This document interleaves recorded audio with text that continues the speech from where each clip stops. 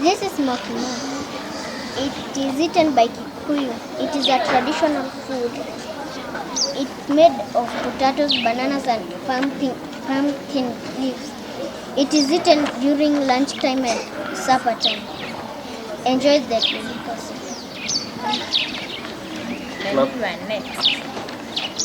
This is yellow.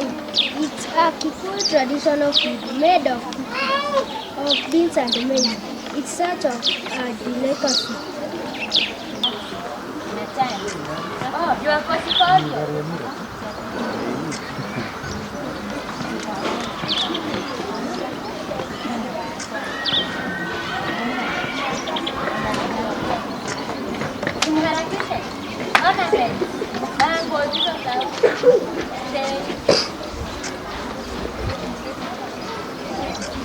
Now hapa kwa grade la 3 mtaona kwa taifa leo. Kando na hayo walipaswa kutengeneza kopi. Sisi